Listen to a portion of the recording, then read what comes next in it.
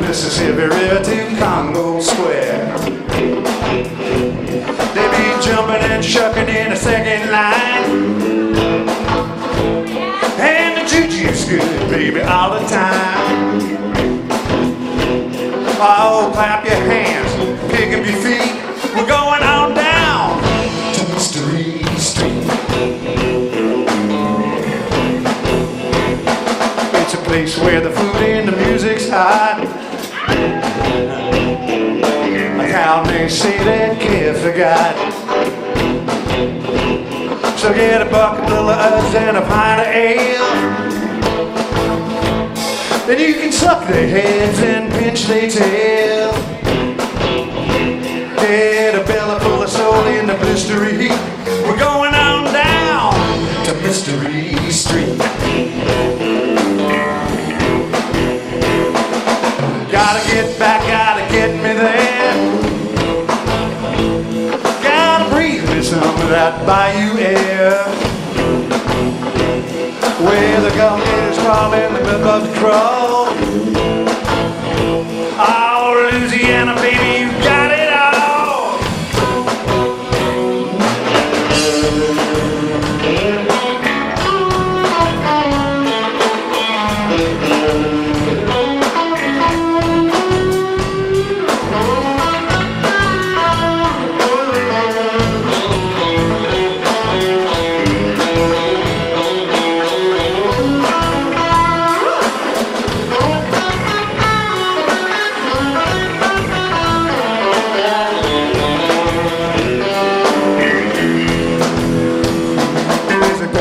Moving with a zydeco groove.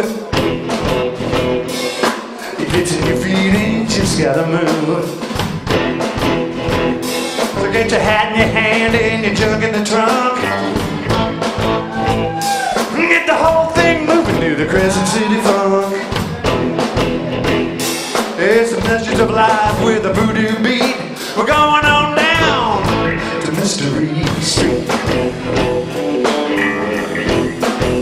Mystery Street.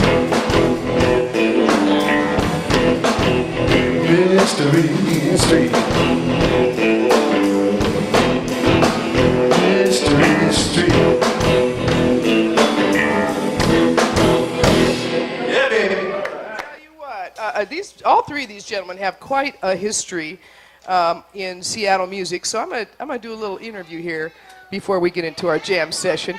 Did you like that? The Rusty Williams Band. It is the return of the Rusty Williams Band. You're liking that, huh? Good questions for you. Rusty Williams, everybody. Give Hi, it up everybody. for him.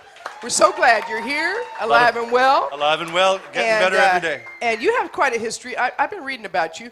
You played with Dick Powell in a group called Backbone. That is true. With Fred Dennis on bass. That's got to be a funky kind of Backbone. What kind of group was that, huh? That band in that day was the only blues band in Seattle at that time. Okay, so there was only one other blues band in the Northwest, and that was some Englehart guy down in Tacoma. Some Bill. I was going to say, I've heard this claim before, so Yeah. that's a tough claim to make. Yes. But you actually opened for Muddy Waters and James Cotton with that band. Could be on the the hi- same yeah, bill. could be the highlight of my life. That's pretty impressive. Yeah, that's pretty impressive stuff. Dick was pretty tight with James Cotton.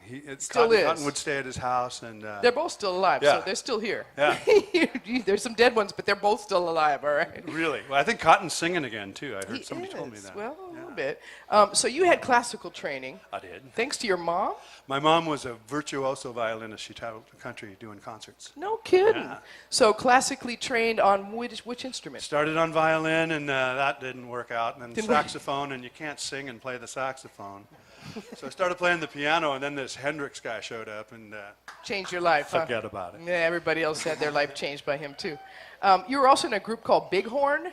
I was in a band called Big That Horn. was pretty big. That was a pretty big group. You know about it. Johnny Jazz knows everything. We were pretty popular back in the day. See, That's now, right. That's exactly He's even right. got the label. You signed with a label with that group? I was out of the band by then. Okay. That's okay. It works that way. crummy doesn't it? album. Yeah. A little known fact as well, his mom, Janet, actually got the West Seattle Bridge built. It's actually named after And- you. and There's they a named it sign on after it her. that says her Yeah. name on there. Yeah. So you know the son of Janet Williams now, who is the bridge's name factor, or whatever you call that. Jeanette, but that's okay. Jeanette. Pardon me. You're on a roll. It's a, I know I am. I'm just digging a big old hole.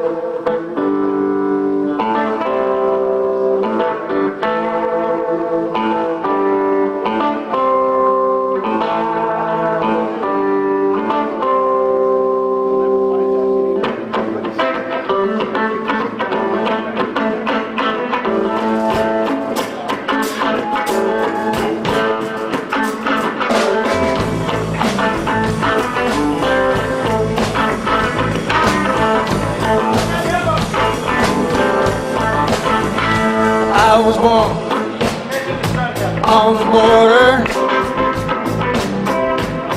in a shack near the Rio Grande, in the town of El Paso. I made my final stand. I never knew my daddy. He died when I was young. Sheriff's man shot him. Shot him just for fun. Bad blood on the border. I grew up all alone in a Texas border town. When I tried to pick myself up,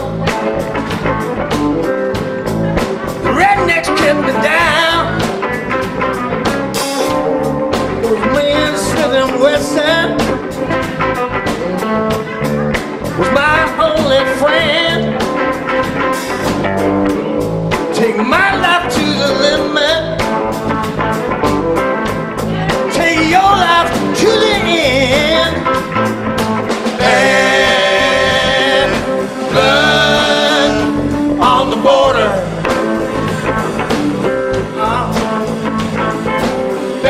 Bad blood on the border.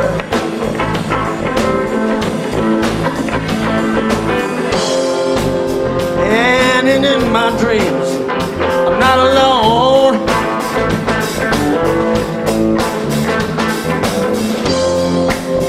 I'm not confused anymore. Well, I opened up the door. Whoa, whoa. Yeah, yeah, yeah.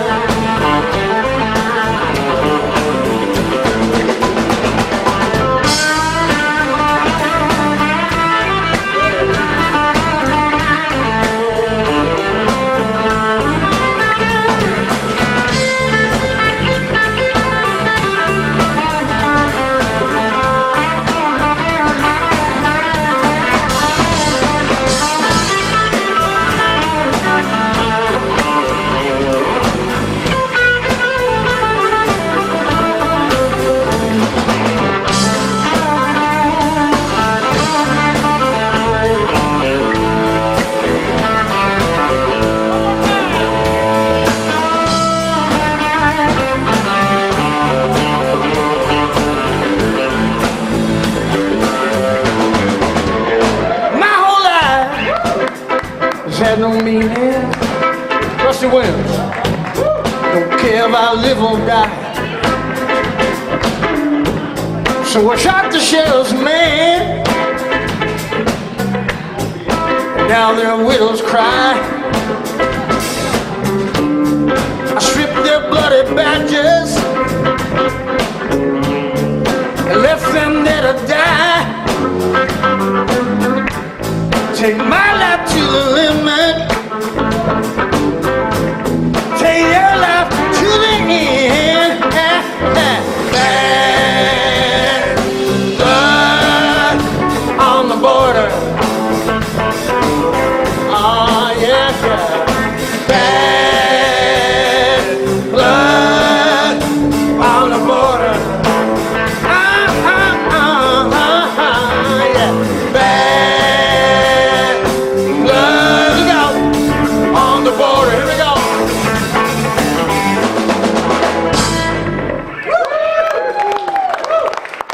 Thank you very much. Darryl Hi. Siguenza, Yeah. Mojo Hand, TKO, also with Stan Ike or Alice Stewart, and this is the part I love, J.B. Hutto. Yeah, and as a matter of fact, Dick Powell was in that band with me. Oh, sure. So, Yeah, him and I played we brought J.B. Hutto here. He was here for about a year, and I was recording the TKO album during the day, and then playing with J.B. Hutto at night in Fremont. Quite a contrast. So, yeah, and then it was fun. So you were like rocking it out, and then you were bringing it way down for the recording sessions with JB, because that's We were still playing pretty hard in the sessions. okay. Yeah, but yeah, we got a lot of practice in. Well, and JB Hutto, a big, Great guy, by the way. big Wonderful historical man. factor in the blues, right? Owes me a microphone. Still owes you microphone. You have more stories. I know you have more stories, Rusty. So, all right. So you've been around. How many years were you with JB? Oh, just a year. Okay. Yeah, he came here. We brought him back. Well, a friend of mine, Ed Wilson, brought him from Chicago, and met him. Great guy. We started playing with him right away. Well, now, what's your favorite JB Hutto story? He used to love to take a bath, and he was so relaxed. No, I mean seriously, he would go, "I got to take my bath first before I do anything," and so he would go and do his thing in the bathtub, and he'd be in there for an hour and a half, and then he'd be ready to go. But the other thing is, he would play the longest running shuffles I've ever played in my life. I'm an energetic drummer, especially back in those days. I was real young, and he would tire me out. I mean, we do 35-minute shuffles. I mean, I was like, whoa. Okay. I'm trying to, I'm hyperventilating. But he Good had more energy stories. than I did. Oh, I love a good band.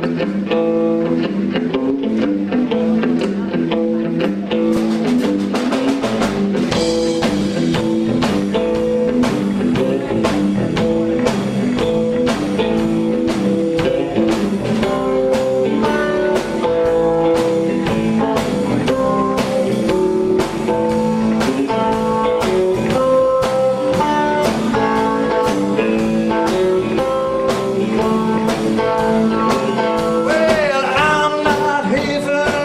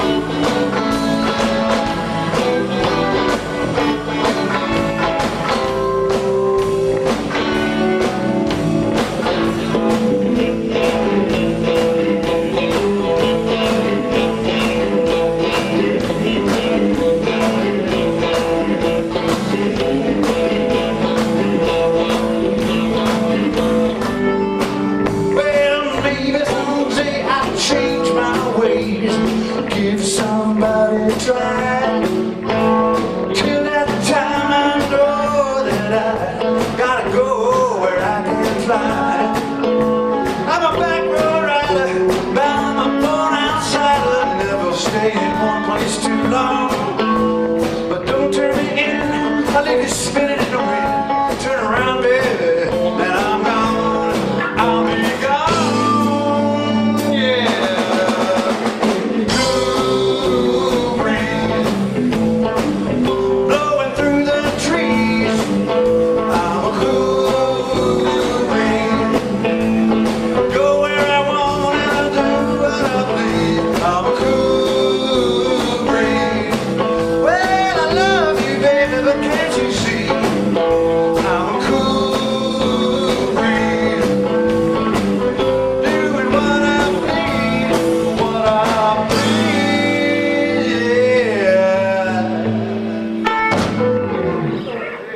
yeah. So, Rusty, people asking, do you have an album out? Is there one in the works?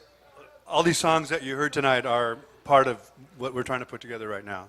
And these are mostly all originals, pretty much, except, well, yeah, all. Yeah, except for the J.C. Rico song and a blues that we did. Other than that, they're all mine or Darryl's. Yeah. Inspired by, I mean, I got a couple titles written down there. San Jose, Mystery Street, Cool Breeze.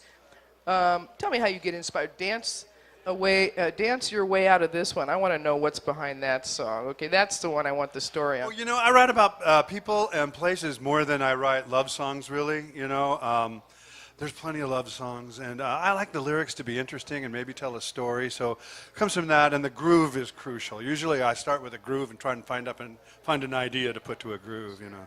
So it's a lot of that, and you know, heartache and desperation always gives you inspiration too, you know. Amen for that. Real life inspiration, as a matter of fact. So tell me some of your favorite players that have inspired you to be that songwriter you just described. Songwriting, well, you know, the greatest songwriters I can think of are Lennon and McCartney and probably Bob Dylan. You know, if you're really talking about great songwriting, I don't claim to be nearly in their ballpark. But you know, they show me what good songwriting is, and so they're a standard that I kind of can stand up to, yeah. Okay, how about guitar players? Jimmy, and then a lot of guys, too. I mean, you know, all the great, you know, guitar gods of the 60s and 70s. I'm sure, you know, we all grew up with them, Clapton and Jeff. Really like Jeff Beck. Big Jeff Beck guy. And he's tremendous. He's like no other musician. He's from another planet. Really. Well, and pushing the envelope and taking the blues to another level. I mean, he's got blues in there somewhere. There's a thread. It is. Yeah, he's a blues guy. He really is. He's just you know, he's just completely different. He's so musical that it gets into jazz realms too. I got to say though, at my very roots, it's always the blues. It really is. I love what you do with Jeff Herzog. Two of you as a duo is magic.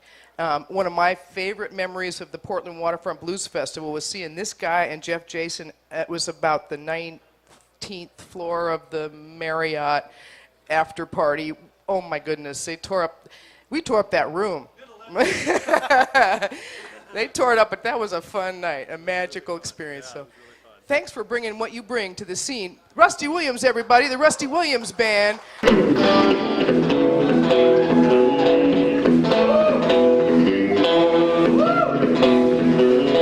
a little start out here. Something like this.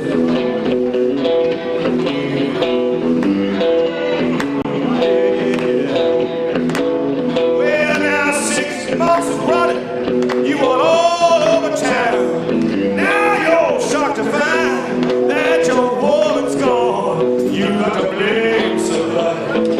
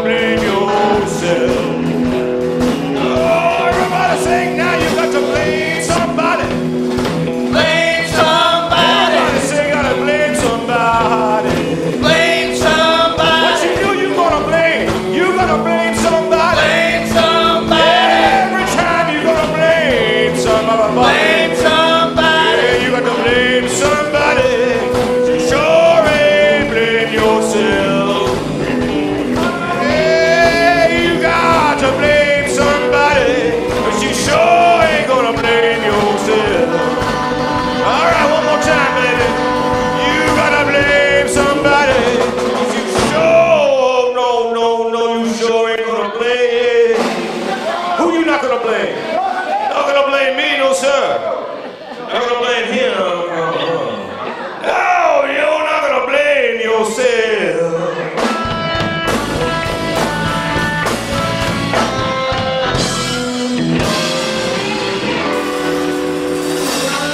That's right. Yeah, you know what I'm talking about. Okay, so Mr. Kenny, now get your last name for me because I'm going to mess it up. Hanselman. Oh, Hanselman. Nice. Hansel and Gretelman. Hansel and Gretel. Hanselman. So you grew up in Chicago and played with the 57s for most of your musical career, is that true? Well, no, I've been in band since I was 16, and I'm kind of old now, so that's that's a long time. But back in the 90s and in the 2000s, I was in a band called the 57s in Seattle, and we were together for about 20 years, maybe more, and we were pretty popular, weren't we? Yeah, there we were. Yeah. The Rainbow, and we played at Doc Maynard's about once a month for years, and I put me through college. It was great.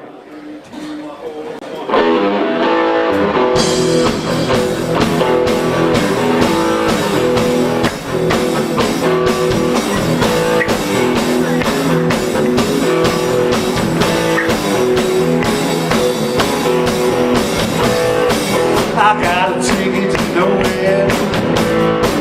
I'm leaving right after dark. I'm getting out of this city. Cannot wait to embark. I've got no reservations. No reservations at all.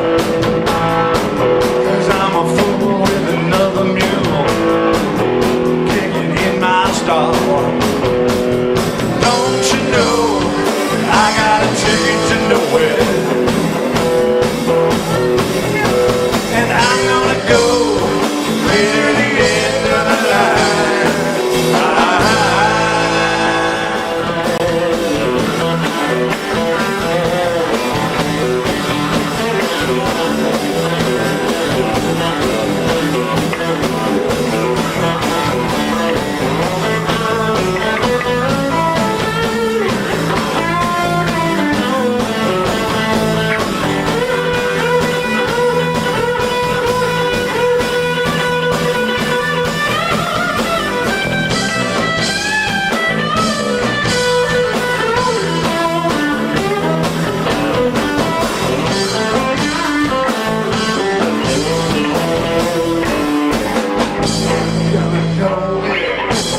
Ticket to nowhere. Ticket to nowhere. Ticket to nowhere. Ticket to nowhere. Ticket to nowhere. Ticket to nowhere. Ticket to nowhere. Ticket to nowhere. Well, now don't you know I got a ticket to nowhere, and I'm gonna go straight to the end of the line. We're the Rusty Williams Band. Thanks for coming out, folks.